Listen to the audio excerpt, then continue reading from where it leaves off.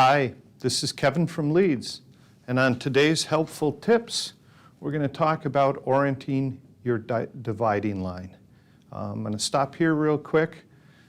Most of you are going to have maybe a different name for this.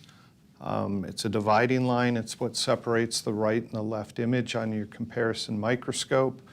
And what I'm going to talk about here would certainly apply to our LCF firearms comparison microscope as well as our trace evidence comparison microscope. Like I say, some people call it a dividing line. I've heard people call it a separator. You'll probably find me dropping into the knife edge dialogue for it. It literally is two knife edges that form the dividing lines between your right and your left image. And in an ideal world, that line runs north and south. But I think we've all run into a situation, and I'm going to make a quick switch here, where we see something like this. We have our left image and our right image, but our dividing line's not running north-south. And so what we're going to talk about is how do I get that to run north-south? And we really have two areas that we're talking about. One is going to be visually to our eyepieces, and the second one, of course, is going to be to our camera. So what I want to show you is give you a little bit of background first. I'd like you to understand the parts of the microscope that we're dealing with.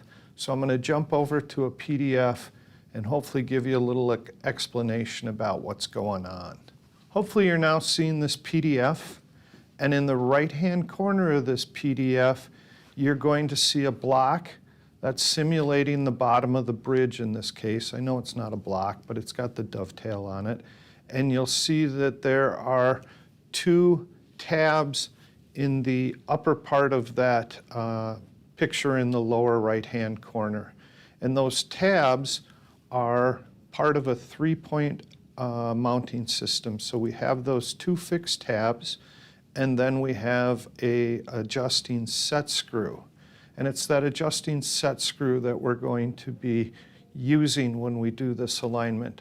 I'll show you where that set screw is in just a minute for both the camera and for the binocular body. But if you look in the upper left-hand corner there, you're going to see a picture that represents the bottom of the binocular body, and it's called out as a circular dovetail. So if you look at that dovetail in cross-section, it sort of forms a cone, and it's that cone shape we're going to take advantage of. In the picture to the right, you're going to see how we tuck the bottom of that dovetail in behind those two dovetail tabs, and then we tighten the front screw. And what's neat about that is it's tightening into a wedge. So as we tighten that set screw, after we reach some point of tightening, we will get to a point where the binocular can no longer fall out. So we obviously want to tighten it enough to hold the binocular in place, but I wanted to hopefully give you a little understanding for what's going on here so that you could see how the mechanism works. I'm going to come back now to our live image. And what we're going to talk about is, first of all, adjusting that dividing line for the binocular. I prefer to adjust the binocular first, and I prefer to adjust the binocular and the photo tube as one unit. And the reason that I suggest that we do that first is you'll see that the camera is going to come along for the ride, if you will. This particular one's not really tight at the moment, but we'll get to that in a minute. So what I'm going to do now is zoom in on this screw so that you guys can all see where the set screw is.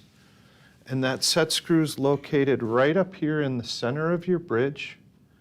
This is our 3mm screwdriver that comes from the black block supporting the bridge. And whenever we're going to loosen something, I'm going to always encourage you to grab onto it with your hand. Maybe I'll get my hand where you can see it. And then we're going to find out that if I loosen that just about somewhere between 1/4 and 1/2 a turn, the whole mechanism will rotate, but it won't fall out, okay?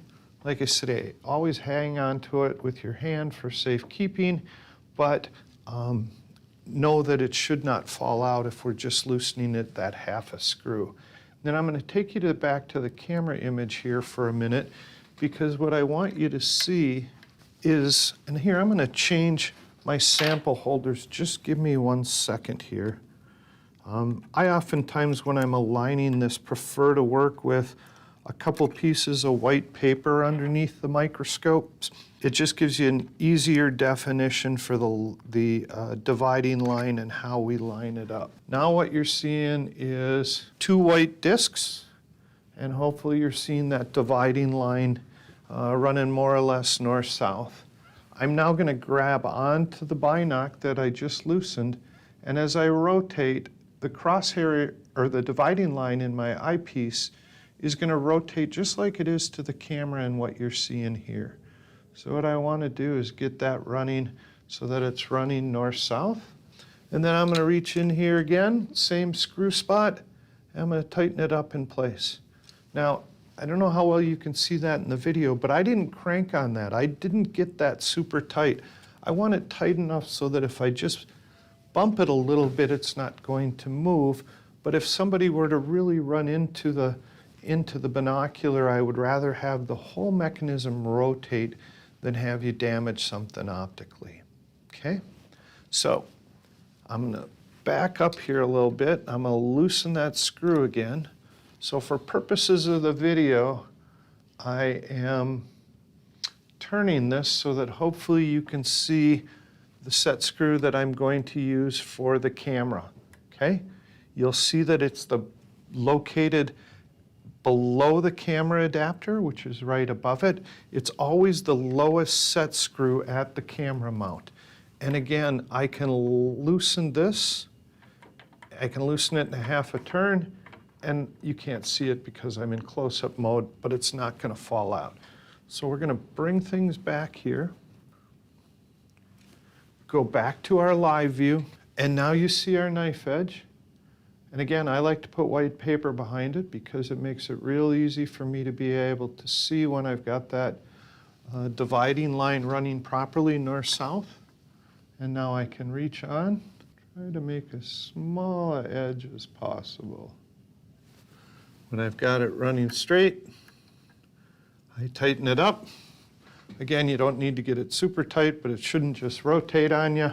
Come back out, and now you've got your binocular lined up, your dividing line is running north-south, and your camera has that same image, and the dividing line is also running north-south there as well. If you'll give me 1 second, I'm going to do a quick switch out, and we can take a look at the Trinoc. There's 2 different optical setups you might have. This, for those people that aren't familiar with it, this is your binocular body, and then this has a separate photo tube. These are really 2 different optical pieces. All of the early microscopes that we sold were of this arrangement. Somewhere along the line here, Olympus developed a tilting trinocular body, and I'm going to put that on here, and we'll take a quick look at that if you'll give me just a second. Okay, I'm back. Got my trinocular body, and you can all watch, just like we looked at on that PDF. I come in here and I tilt the lower edge of that dovetail so it comes in below those dovetail tabs. Then while I'm holding on to the binocular, I tighten my set screw. I'm going to put the camera on in the same fashion. Slide the dovetail under the 2 tabs. In this case, I got to loosen that set screw just a little bit more. And now I'm set to go. So the alignment's going to occur at the same spot. So we're going to use the same retaining set screw, and we're going to loosen that up. I've loosened it up about 1/2 a turn. And again, I'm shaking the binoc. I don't know if you can see that on video, but it's not going to fall off. And then I'm going to rotate that trinocular right and left until I get the eyepiece view of my dividing line running north-south. And when I've got it to that sweet spot where I like it, again, I tighten it firmly, but I don't overly tighten it. And I'm gonna, again, step back and ruin that alignment I just made because I want you all to see the set screw on the Trinoc. So it's the same thing.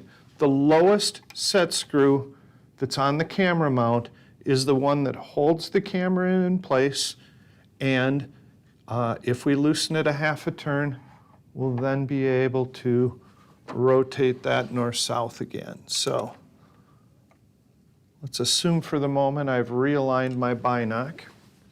We'll go back to the spot camera, and I got that line running north-south. I'm going to step in front of you again, forgive me, and tighten it in place. So I might have been a little confusing there. We call this a trinocular, the idea being that you've got two eyepieces and the photo tube all built into one optical head, as opposed to the tilting binocular that I showed you previously, where we've got the tilting binocular as one separate optical piece and then the photo tube as another. In either case, you should now be able to get your dividing line running north-south, whether you're looking through the eyepiece and certainly to the camera at the same time. If you got any problems or questions, please reach out. We're always here to help. Thanks. Appreciate your time.